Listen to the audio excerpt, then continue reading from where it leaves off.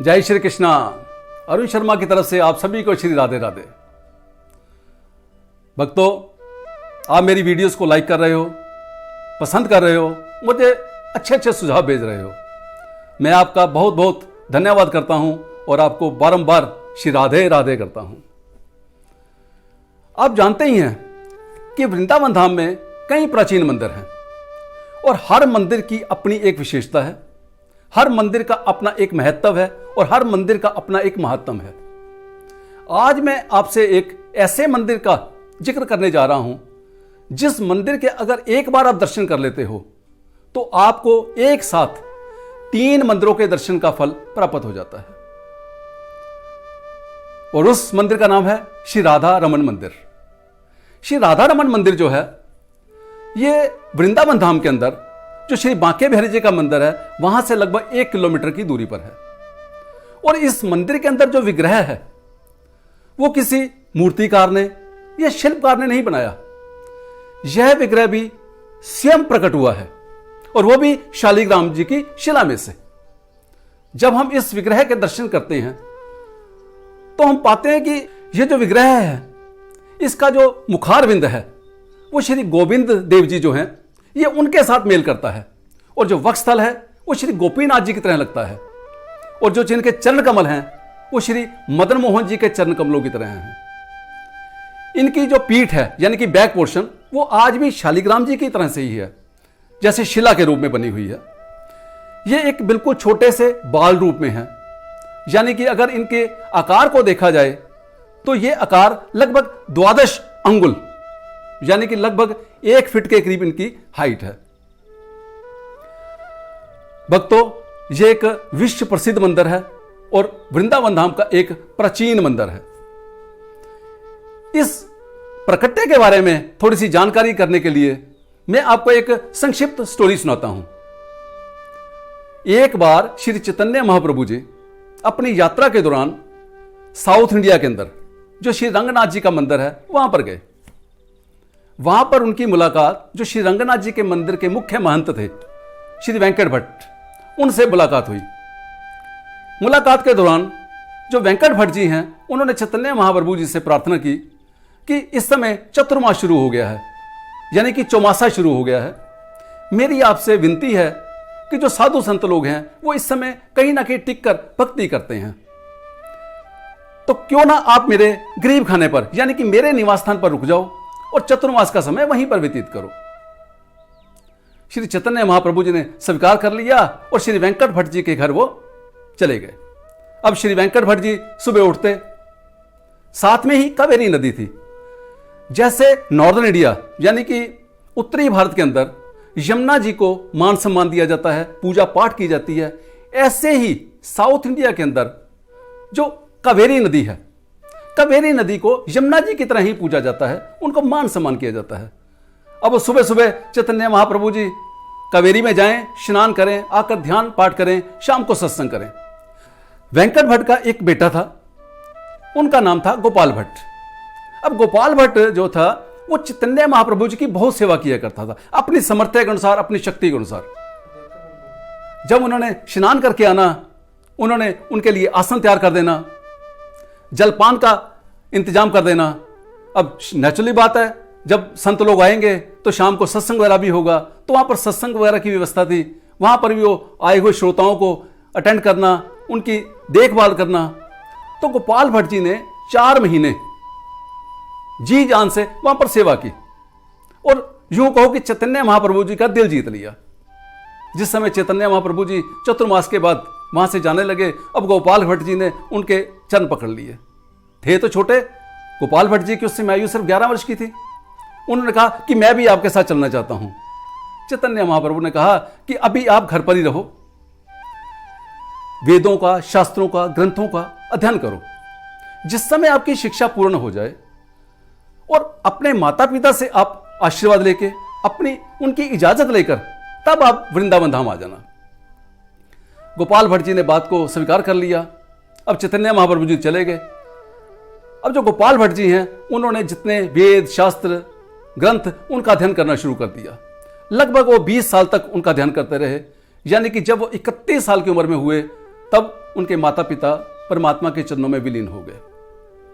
उसके बाद श्री गोपाल भट्ट जी सीधे वृंदावन धाम आ गए। वृंदावन धाम आकर वो सबसे पहले रूप गोस्वामी जी और सनातन गोस्वामी जी, उनसे मुलाकात हुई और ध्यान योग की उपासना की बात चलती रही और कुछ समय तक वो वृंदावन में ही रहे और वहां पर यही ध्यान योग, उपासना, इन सब का वर्णन करते रहे। काफी समय बीतने के बाद जो गोपाल भट्ट जी थे उनके मन में यही था कि मैं महाप्रभु जी को पाना चाहता हूं, वो उनको कैसे पाया जाए। एक दिन गोपाल भट्ट जी सोए हुए थे तो स्वप्न में चैतन्य महाप्रभु जी उनके आए और उन्होंने गोपाल भट्ट को बोला कि बेटा, अगर आप प्रभु कृपा पाना चाहते हो तो आप नेपाल के अंदर गंडकी नदी है, वहां पर जाओ, वहां पर दर्शन करो, आचमन लो, स्नान करो, आपको प्रभु कृपा प्राप्त हो जाएगी। अगले दिन वो सुबह उठे, स्वप्न को ध्यान रखते हुए वाया हरिद्वार होते हुए वो सीधे नेपाल में पहुंच गए। उन्होंने गंडकी नदी को पहले प्रणाम किया, फिर उस जल को माथे पर लगाया, आचमन किया और स्नान किया। और जैसे ही उन्होंने, एक उनके पास पात्र था, नीचे से जो चौड़ा होता है ऊपर से खुला होता है, जिसको कमंडल बोला जाता है, जैसे ही उन्होंने उस पात्र को गंडकी नदी में डाला, डालते ही उस कमंडल के अंदर 12 शालिग्राम जी आ गए। उन्होंने उन 12 शालिग्राम जी को जल में छोड़ दिया। फिर दोबारा वो जल भरने लगे तो फिर वहां पर उनकी कमंडल में 12 शालिग्राम वही के वही दोबारा आ गए। उन्होंने फिर उस शालिग्राम जी को जल में छोड़ दिया। जब तीसरी बार उन्होंने किया तो तीसरी बार फिर वही के वही 12 शालिग्राम उस कमंडल में आ गए। उन्होंने इसको प्रभु की इच्छा समझकर अपने कमंडल में ही धारण कर लिया। भक्तों, ऐसा कहा जाता है कि जो शालिग्राम जी हैं वो सिर्फ गंडकी नदी में ही मिलते हैं। इसके अलावा विश्व में कोई नदी ऐसी नहीं है जहां पर शालिग्राम जी प्रकट होते हों। दूसरी बात, शालिग्राम जी 33 प्रकार के यानी कि 33 टाइप्स के होते हैं। उनमें से 24 तरीके के शालिग्राम तो भगवान विष्णु का साक्षात रूप माना जाता है। जैसे कई शालिग्राम देखे होंगे वो मछली के आकार के होते हैं, उनको मत्स्य अवतार माना जाता है। जो कछुए के आकार के होते हैं उन्हें कश्यप अवतार माना जाता है। जब उन्होंने शालिग्राम जी को ले लिया, अब उन्होंने जो उनके पास कपड़ा था उस कपड़े में 12 के 12 उन्होंने शालिग्राम जी को बांधा और गले में लपेटकर वापस वृंदावन धाम आ गए। जैसे ही वो वृंदावन धाम पहुंचे तो वृंदावन धाम में एक केशी घाट है जहां पर प्रभु श्री कृष्ण जी ने, एक राक्षस था केशी जो घोड़ा बनकर आया था, उसको वध किया था। वहां पर केशी घाट के पास आकर वो एक पेड़ के नीचे बैठ गए और उन्होंने जो शालिग्राम जी थे उनको वहां पर यमुना जी के जल से पहले स्नान कराया, फिर चंदन का लेप किया, फिर पुष्प चढ़ाए और तुलसी दल रख के उनकी आराधना की। वैसे एक बात मैं आपसे बताना चाहता हूं कि जो शालिग्राम जी हैं उनको विराजमान करने की कोई विशेष विधि नहीं है। शालिग्राम जी साक्षात विष्णु का रूप है। जब भी आप कभी शालिग्राम लेकर आओ, कोई भी जल, गंगा, यमुना, सरस्वती, कावेरी, सरस्वती, महानदी, कृष्णा, कोई भी नदी का जल आपको मिल जाता है। वो नहीं मिलता, आम साधारण नदी का जल ले सकते हैं, आप किसी कूप का जल ले सकते हैं। उस जल से आप स्नान कराओ, स्नान करा के चंदन का लेप करा के उनको पुष्प अर्पण करके और तुलसी दल साथ में रख दो, बस शालिग्राम जी विराजमान हो गए। कोई विशेष विधि की आवश्यकता नहीं है। ऐसे ही गोपाल भट्ट जी ने भी किया। ऐसे ही 12 जो शालिग्राम जी थे उनको स्नान कराया, चंदन का लेप किया, तुलसी दल चढ़ाई और विराजमान कर दिया। अब उनका नित्य का नियम यही था, ये पूजा किया करते थे। एक दिन विशाख मास के अंदर एक सेठ जी आए। उन दिनों ये बात है 500 साल पुरानी लगभग, क्योंकि जो श्री राधा रमन जी का प्रकट्य हुआ है वो सन 1542 यानी कि 1542 को हुआ है। तो लगभग 500 साल पुरानी बात कर रहा हूं मैं। 500 साल पहले वृंदावन धाम में बहुत कम मंदिर थे, लेकिन वो सेठ जिस समय आया उसने जितने भी मंदिर थे सब मंदिरों के गोस्वामी जी से जाके बात की और उन सभी को, उनके जो ठाकुर जी विराजमान थे उन सब के लिए वस्त्र और आभूषण दिए। वही सेठ गोपाल भट्ट जी के पास भी आया। गोपाल भट्ट जी से बोला कि मैं वस्त्र और आभूषण लाया हूं, आप भी अपने ठाकुर जी के लिए ले लीजिए। अब गोपाल भट्ट जी ने कहा कि मेरे तो ठाकुर जी जो हैं वो तो शालिग्राम जी हैं, गोल मटोल हैं, तो मैं इन वस्त्रों का क्या करूंगा या मैं इन आभूषणों का क्या करूंगा। सेठ जी ने कहा कि आप रख लो, किसी ना किसी तरीके आप इनको पहनाओ या मैं आपको निमित्त करना चाहता हूं। लेकिन गोपाल भट्ट जी ने कहा कि मेरे ये मतलब के नहीं है, क्योंकि मेरे शालिग्राम जी साक्षात विराजमान हैं और ना ही उनके श्री अंग निकले हुए हैं। सेठ जी ने जबरदस्ती की तो उन्होंने वस्त्र आभूषण वो रख लिए। लेकिन गोपाल भट्ट जी उस रात को बहुत सोचने लगे कि अगर मेरे शालिग्राम जी के श्री अंग निकले होते तो मैं भी इनको सुंदर सुंदर वस्त्र पहनाता, सुंदर सुंदर आभूषणों से इनको सजाता। लेकिन क्या करूं, मेरे शालिग्राम जी के तो अंग नहीं है, ये तो बिल्कुल गोल मटोल छोटे से हैं। यही सोचकर लेकिन मन में एक बात आ गई कि अगर जो भगवान विष्णु हैं, अगर वो किसी अपूजित खंबे में से नरसिंह का रूप बनकर प्रकट हो सकते हैं तो क्या इस शालिग्राम में से मेरे ठाकुर प्रकट नहीं हो सकते। उस दिन भक्तों एक्चुअली विशाख मास की शुक्ल पक्ष की 14 थी, नरसिंह जयंती का दिन था। यही सोचते सोचते गोपाल भट्ट जी रात को सो गए। सुबह उठे, यमुना जी में स्नान किया। जैसे ही उन्होंने जो 12 उनके पास शालिग्राम जी थे, क्योंकि दिन में पूजा करते थे, शाम के समय उन 12 शालिग्राम जी को एक टोकरी में डालकर पेड़ पर लटका देते थे। अब उन्होंने सुबह जैसे ही टोकरी में से 12 के 12 जो शालिग्राम जी उनको निकाला, उनमें से एक जो शालिग्राम जी थे वो साक्षात ठाकुर जी बनकर प्रकट हो गए। जैसे ही गोपाल भट्ट जी ने देखा वो तो एकदम दंग रह गए। कई भक्तों के मैंने मुख से सुना है कि जिस समय उन्होंने दर्शन किए तो कई तो कहते हैं कि वो देखते ही बेहोश हो गए, लेकिन कई कहते हैं वो इतने खुशी से उछले कि जैसे मानो उस दिन दिवाली हो गई हो। ये शोर सुनते ही सारे वृंदावन धाम में तहलका मच गया कि जो गोपाल भट्ट जी हैं उनकी भक्ति से प्रसन्न होकर ठाकुर जी शालिग्राम में जैसे प्रकट हो गए हैं। रूप गोस्वामी जी, सनातन गोस्वामी जी जो उनके पास आए, जब उन्होंने ठाकुर जी के उस शालिग्राम जी के दर्शन देखे तो वो भी बड़े प्रसन्न हुए। तो तब रूप गोस्वामी जी ने जो शालिग्राम जी प्रकट हुए थे, जो शालिग्राम में जैसे श्री राधा रमन जी प्रकट हुए थे, उन राधा रमन जी को वहां पर विराजमान करके उनकी पूजा की, उनकी स्तुति की।